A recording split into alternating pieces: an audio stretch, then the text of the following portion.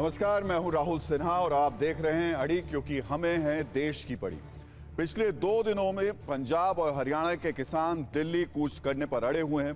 दिल्ली से करीब 100 किलोमीटर दूर पंजाब हरियाणा बॉर्डर पर किसानों ने डेरा डाला हुआ है। प्रदर्शनकारियों के कारण दिल्ली और गुरुग्राम में भयंकर जाम की स्थिति बनी हुई है।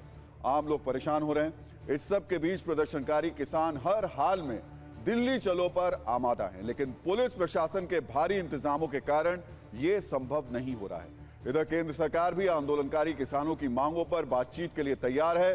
प्रदर्शनकारी किसानों की मुख्य मांग एमएसपी यानी न्यूनतम समर्थन मूल्य की गारंटी। क्या आप जानते हैं कि एमएसपी की गारंटी क्या है? अगर यह लागू हो गया तो देश की अर्थव्यवस्था पर इसका क्या असर पड़ेगा? इससे भी बड़ी बात, एमएसपी की गारंटी से आम आदमी की जेब क्यों कटेगी और महंगाई कैसे बढ़ जाएगी? आज हम इन्हीं सवालों के साथ अड़ी में आपके लिए आपके सामने लेकर कई सवाल आए हैं, क्योंकि एमएसपी की गारंटी को लागू करने के खतरों पर कई अर्थशास्त्रियों ने सरकार को आगाह किया है।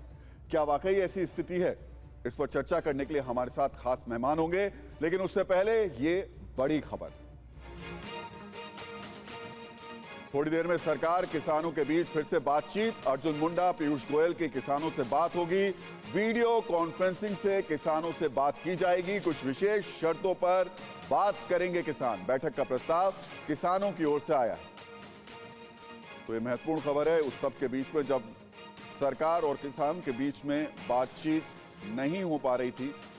अब ये खबर आ रही है कि सरकार और किसानों के बीच में बातचीत होगी। इसमें अनुराग ठाकुर भी मौजूद रहेंगे और ये जो बैठक हो रही है ये वीडियो कॉन्फ्रेंसिंग के जरिए हो रही है।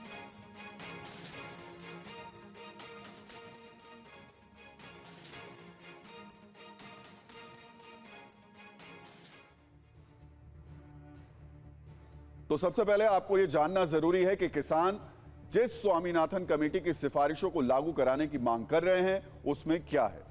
स्वामीनाथन कमेटी की रिपोर्ट कहती है कि किसानों की फसल के लिए न्यूनतम समर्थन मूल्य यानी एमएसपी की गारंटी तय हो और एमएसपी के लिए C2 प्लस 50% फॉर्मूला लागू किया जाए।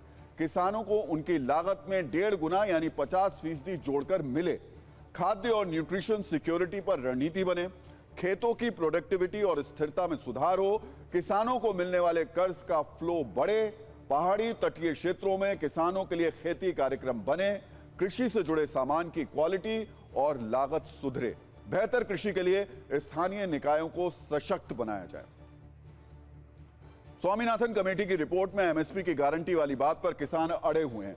अब आपको यह भी समझना होगा कि आखिर एमएसपी तय करने का फॉर्मूला क्या होता है, कैसे सरकार एमएसपी तय करती है। एमएसपी तय करने के लिए 3 पार्ट में उसको बांटा गया है। पहला है A2, इसमें खेती की लागत जिसमें खाद, बीज, सिंचाई, कटाई की लागत तय होती है। फिर A2 के साथ FL यानी फैमिली लेबर, यानी जो परिवार के लोग खेत में मेहनत करते हैं, और फिर A2 प्लस FL को मिलाकर जो बनता है वो होता है C2, जिसमें कुल पूंजी और भूमि किराया शामिल होता है। और इस सब को यानी A2 plus FL plus C2 को मिलाकर एमएसपी तय की जाती है। यानी एमएसपी बहुत आसान नहीं है, फॉर्मूला इसका कठिन है।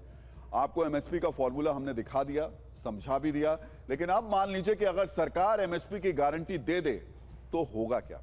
कभी गेहूं की कुल लागत 1652 तय है अभी के वक्त में, और इस आधार पर घोषित एमएसपी है 2275 रुपए।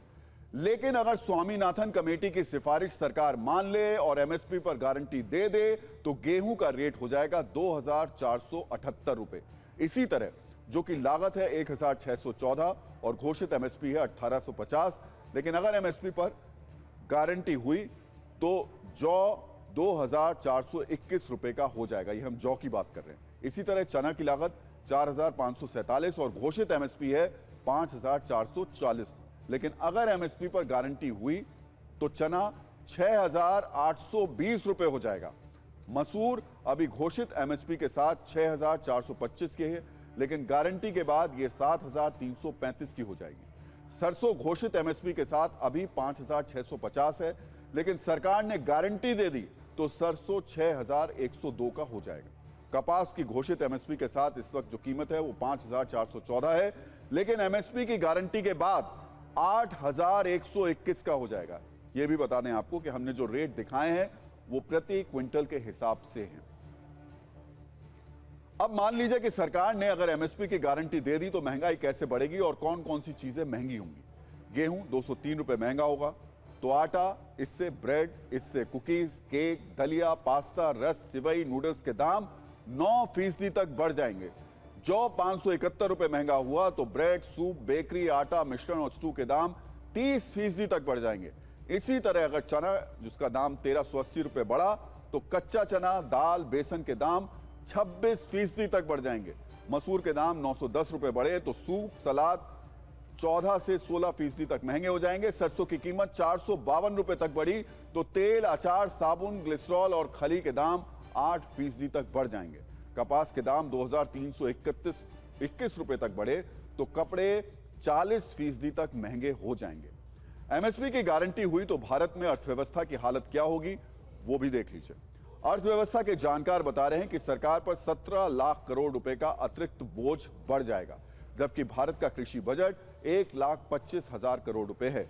यानी सीधे सीधे कृषि बजट पर करीब 13 गुना बोझ बढ़ जाएगा और ऐसे में अर्थव्यवस्था पर कितना बुरा असर पड़ेगा इससे यह साफ दिखाई देता है।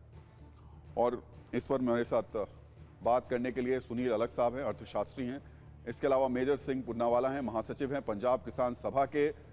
डॉक्टर कृष्णवीर चौधरी हैं, अध्यक्ष भारतीय कृषक समाज के। प्रोफेसर संगीत कुमार रागी राजनीतिक विश्लेषक हैं।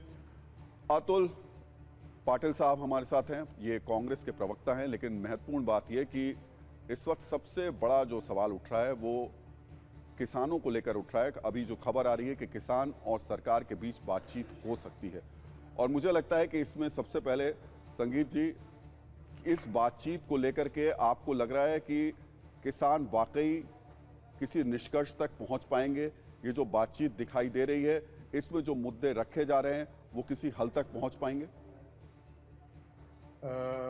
देखिए राहुल जी,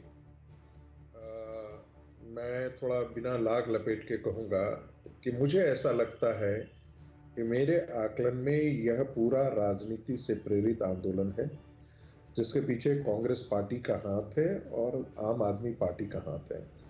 आम आदमी पार्टी के भगवंत सिंह मान ने इसको खाद पानी दिया है।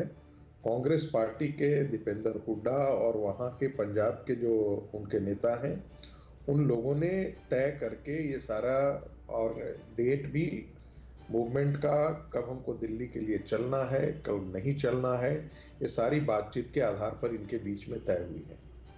मुझे ऐसा लगता है कि जैसे ही इसके आप एजेंडे को देखते हैं कि आप WTO से बाहर आ जाइए, एक के बाद एक एजेंडे जिस प्रकार से जुड़े हुए हैं, उसमें मुझे ऐसा लगता है कि ये जानबूझ करके चाहते हैं कि 2024 से पहले इस प्रकार की फसाद आयोजित किया जाए। और जो किसान लोग हैं उन्होंने जानबूझ करके ये प्रस्ताव भेजा है ताकि जो अब तक जिम्मेदारी उन पर डाला जा रहा था कि देखिए हम तो किसानों से बातचीत कर रहे थे, वही आगे नहीं आ रहे थे, इसीलिए किसानों ने प्रस्ताव दिया, क्योंकि सबको, किसानों को ही दोषी ठहरा रहा था कि आप पंजाब से चलते हैं और ट्रैक्टर और ट्रॉली लेकर के आप चलते हैं, दिल्ली में आइए, कोई दिक्कत नहीं है, यहाँ प्रदर्शन सब चीज होते रहे, लेकिन आप ट्रैक्टर लेकर के आए, ट्रॉली लेकर के 2500 आए, सड़कों को घेर लें, ये तो कहीं से वाजिब नहीं है।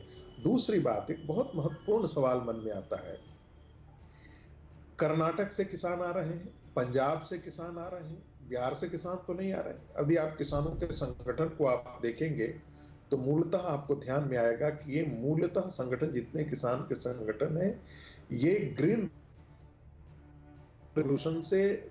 प्रोफेसर रागी, लेकिन अगर पंजाब से किसान आ रहे हैं और बिहार से नहीं आ रहे हैं तो हम ये तो नहीं कह सकते कि किसान नहीं है, किसान तो आ रहे हैं। लेकिन मेजर सिंह पूनावाला, सवाल सबसे महत्वपूर्ण यही है, आप जिन डिमांड्स को लेकर के सरकार के सामने आ रहे हैं, प्रोफेसर रागी में जिन डिमांड्स को लेकर आप सामने आ रहे हैं उसमें ओल्ड पेंशन स्कीम आ जा रही है, उसमें नई शिक्षा नीति आ जा रही है, ये डिमांड्स किसान की कहां से आ रही है? सबसे पहले तो मैं ये बात करनी चाहता हूं कि जो भाई साहब बोलते हैं कि ये राजनीति से प्रेरित है, हम ऐसा बोलते हैं कि सभी राजनीतिक पार्टियों ने जो अब तक सरकारें रही उसने किसानों के साथ धोखा किया है। आम आदमी पार्टी पंजाब में आई, उन्होंने किसानों के साथ वादे किए, पूरे नहीं किए, हम उनके साथ धरने लगाए, मुख्यमंत्री के घर के आगे धरने लगातार जारी।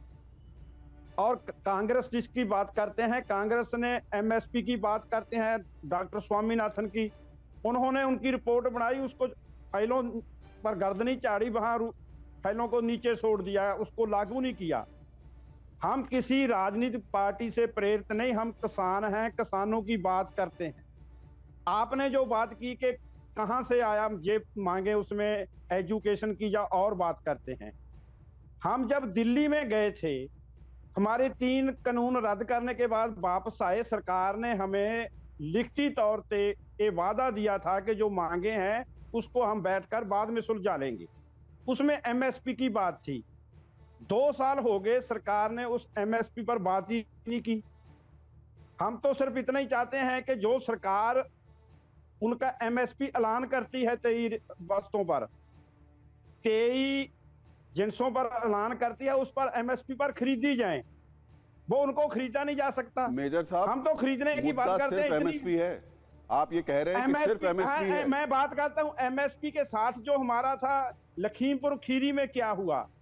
वहां सिट ने बोला कि किसानों को जो कुचला गया है, बाप प्लान एक प्लान के तहत किसानों को कुचला गया, जो उसकी बनाई हुई सिट में बात की। मेजर साहब, हम कहते हैं उल्टा किसानों पर केस बना दी। सवाल इसलिए तो खड़े हो रहे हैं, आप एमएसपी की बात करते हैं, पूरे देश के किसान उसमें आ जाते हैं, लेकिन लखीमपुर में यूपी का किसान अभी आपके साथ नहीं है। आपकी डिमांड्स की लिस्ट लगातार बढ़ती चली जा रही है। सुनिए, हम दिल्ली से वापस गए, हमारे लिखती तौर पे सरकार ने हमें जो वादा किया था, उनमें अखिल लखीमपुर खीरी था, उसमें बिजली बिल 2020 का के हम पास नहीं। ओल्ड पेंशन स्कीम भी था उसमें, ओल्ड पेंशन स्कीम थी उसमें। चलिए आते हैं, लेकिन जो बात किसान नेता कह रहे हैं उसमें जो दिल्ली आने के जी लिखती तौर पे सरकार ने भी जो हमारे साथ वादा किया था, ये दिल्ली आने की बात आज से 40 दिन पहले किसानों ने ऐलान कर दिया था कि सरकार ने हमारी बात नहीं मानी। हमने गवर्नरों राही मांग पत्र दिया, डीसी राही दिया, हमने धरने लगाए, इसलिए हम दिल्ली आएंगे। 40 दिन पहले कभी भी बात की जा सकती थी। किसान तो बात, हम भी चाहते हैं कि बात करने से ही बात निबड़ेगी।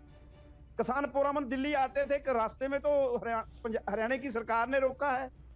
किसान दिल्ली जाते हैं। सवाल सबसे बड़ा यही है कि बातचीत के लिए माहौल भी तो होना चाहिए। आप अचानक अल्टीमेटम दे करके कह रहे हैं कि अब या तो बात करिए या तो ऐलान कीजिए, नहीं तो फिर बात नहीं हो पाएगी। लेकिन महत्वपूर्ण बात अतुल जी महत्वपूर्ण बात यह है तो हरियाणा की सरकार ने खराब किया है। अभी आप कह रहे हैं, आपके नेता खासतौर से आज राहुल गांधी ने किसान लोगों से, जो वहां पर बैठे हुए किसान हैं, उनसे बातचीत भी की थी, फोन पर बात की और कहा कि हम आपके साथ हैं, बेस्ट ऑफ लक भी कहा। लेकिन किसान तो कह रहे हैं कि जो काम बीजेपी ने किया वही काम तो कांग्रेस ने किया था उनके साथ। नहीं, बिल्कुल नहीं। लेकिन सबसे पहले एक बात मैं रखना चाहता हूं यहाँ पर एकदम स्पष्ट तरीके से, बिना लाग लपेट के। किसने कहा था महाराष्ट्र के यवतमाल के दाबड़ी गांव से कि C2 प्लस 50% भाजपा की सरकार आते बराबर देंगे? उनका नाम है नरेंद्र मोदी। किसने बाद में 2015 में आते बराबर सुप्रीम कोर्ट में हलफनामा दाखिल करके दिया कि हम दे नहीं सकते? उनका नाम है नरेंद्र मोदी। किन्होंने 3 काले कानून लाए थे जो 25 लाख करोड़ का सारा व्यापार जो है वो अपने दोस्तों के गले में डालने का, उनके खीसे में डालने का काम किया था, वो है नरेंद्र मोदी। उसके खिलाफ किसने आंदोलन किया? किसानों ने आंदोलन किया। 12 मिनट में लाया, लोकसभा में चर्चा नहीं हुई। वापस लिया, 12 मिनट में वापस लिया, चर्चा नहीं हुई।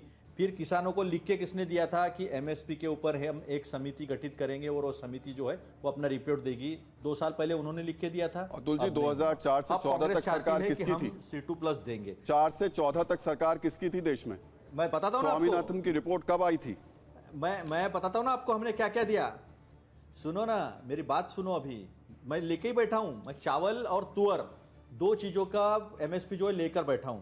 2004 में जब इनकी सरकार गई तो 560 रुपए क्विंटल था।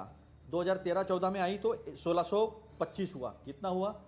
सारा निकालोगे तो 140 से 160% का बढ़ोतरी जो है वो हमने दी। तुअर थी 2004-5 में 1390, 2009-10 में हो गई 2300 और 2014-15 में है 5450। इन्होंने 1%, 1.5%, जब सब काम आपने कर ही दिया था तुल जी, तो फिर किसान बैठे क्यों हैं सड़क पे? अगर 4 से 14 तक आपने सब कर दिया तो फिर ये बैठे क्यों हैं? नहीं, अगर आप ही ने सब कर दिया था, आप कह रहे हैं आपने कर दिया था, तो फिर ये क्यों बैठे हुए हैं? राहुल जी, एक छोटी सी टिप्पणी कर दूं। राहुल जी, आज आप हमको 10 साल के बाद पूछ रहे हैं, बीजेपी के शासन के बाद बीजेपी ने इनके साथ धोखा किया इसलिए पूछ रहे हैं। ये तलवे चाटू पत्रकार आके बैठ के सीधा आरोप करते हैं कांग्रेस का हाथ है इसमें, यानी कभी कहते हैं किसानों को खालिस्तानी, मेरा बड़ा सीधा सवाल है आपसे, कभी कहते हैं चीन पर, 4 से ये सारे 14 लोग तक कहते हैं। आपकी सरकार थी राहुल जी आपने उन रिपोर्ट्स को अगर लागू कर देते तो क्या ये किसान आज वहां बैठे होते? आप कह रहे हैं हमने किया था तो फिर ये क्यों बैठे हुए हैं यहाँ पे? राहुल जी, 2004 से 2014 तक किसान इस तरह से रास्ते पर नहीं आए क्योंकि हमने बिना कहे जो बढ़ोतरी दी है वो बढ़ोतरी के उदाहरण मैंने आपको दिए हैं, और मार्केट से रेट भी उनको मिलता था। अभी मार्केट से रेट नहीं मिल रहा 2014 के बाद, और इसीलिए फिर C2 का वादा किसने किया था? C2 प्लस 50% का वादा देश के प्रधानमंत्री ने किया था, और मुकर कौन गया? देश के प्रधानमंत्री मुकर गए। प्रोफेसर और हर रागी, चीज से आप मुकर जल्दी गए, से इस केवल पर इससे रिएक्शन नहीं दीजिए, मुकर उसके गए। बाद और मैं किसने चलूंगा कहा आपसे? डॉक्टर कृष्णवीर चौधरी के पास। एक मिनट राहुल जी, नहीं, एक मिनट राहुल जी, मेरी बात पूरी नहीं हुई है। राहुल जी, ये 16 अप्रैल 2010 को राज्यसभा में कांग्रेस पार्टी का अधिकृत बयान है, सरकार का अधिकृत बयान है कि हम एमएसपी C2 फॉर्मूले के तहत नहीं दे सकते हैं। ये मैं आपके स्क्रीन पर दिखा रहा हूं पूरा, आप इसे देख लीजिए। ये झूठ बोल रहे हैं। यही सरकार थी ना जो कहती थी कि पैसे नहीं, क्या बिल्कुल नहीं। पर फलते हैं। डिफेंस के लिए इनके पास नहीं, मेरा रिबटल लेना। इंफ्रास्ट्रक्चर के लिए इनके पास पैसे नहीं थे। देखिए, मैं कह रहा हूं नरेंद्र मोदी को आप हराइए, लेकिन नरेंद्र मोदी को अराजकता पैदा करके मत हराइए। आप चुनाव में जाइए, चूंकि चुनाव में जनता ने आपको खारिज कर दिया है। आप 53 से 44 और 40 सीट पर आने की नौबत आ गए हैं। आपके मुख्यमंत्री, पूर्ववर्ती मुख्यमंत्री, बड़े बड़े सारे नेता भाग खड़े हुए हैं। संगीत जी, मैं आऊंगा आपके पास में। किसानों के कंधे अतुल जी, पर जल्दी से जवाब दीजिए, उसके बाद में मुझे किसान नेताओं के पास जाना है। जल्दी से जवाब दीजिए। सड़कों पर अराजकता पैदा हो। नीति तो आप करने लगे हैं, किसानों की बात की है जो ये विश्लेषक के नाम पर जो है ये भाजपा के तलवे चाटने वाले नहीं, देखिए, अब आप ना पर्सनल उस पर मत जाइए मुनासिब नहीं लगता। अतुल जी, पर्सनल उस पर मत जाइए। उन्होंने डेटा रखा, उस डेटा का जवाब दीजिए ना। उन्होंने आंकड़े रखे, उस आंकड़े का जवाब दीजिए।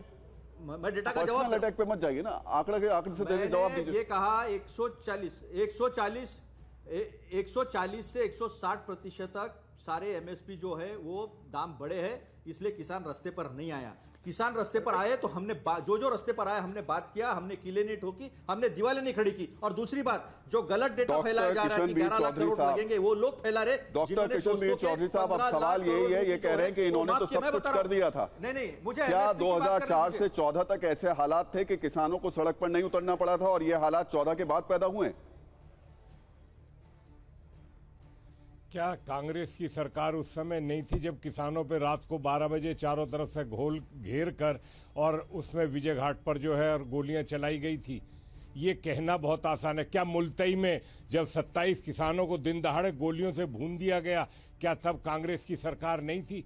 बात ये करिए कि आपने यूपीए 1 और यूपीए 2 में कुल एमएसपी पर खरीद 5,50,000 करोड़ की हुई, और अब जो सरकार है इनकी खरीद 18,39,000 करोड़ की हुई। कितना गुनी हुई?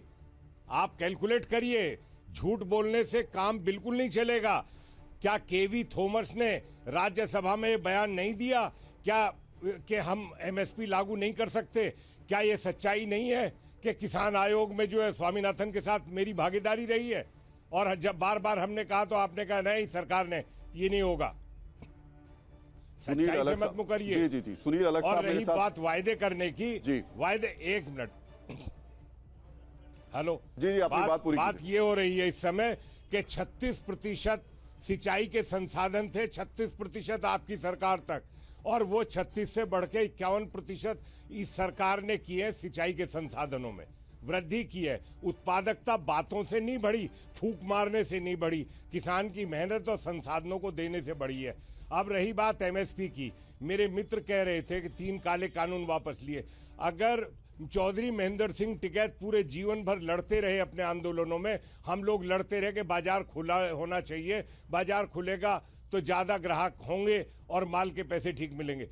आप बाजार नहीं खुलने दिया, एमएसपी किसको लागू करवाना चाहते हैं जब बाजार नहीं खुलेगा? लेकिन आज महत्वपूर्ण सवाल ये है कि अगर ये एमएसपी लागू हो जाती है, चौधरी साहब मैं आऊंगा आपके पास में, अगर ये एमएसपी लागू हो जाती है तो उसका इंपैक्ट क्या पड़ेगा? क्या इसका फायदा किसानों को मिलेगा या फिर जो आम आदमी है वो महंगाई के बोझ तले और दब जाएगा? देश की अर्थव्यवस्था के लिए ये एमएसपी अगर लागू होती है तो क्या बनेंगे? सुनील अलग साहब मेरे साथ है, मैं आऊंगा आपके पास, अर्थशास्त्री हैं सुनील जी।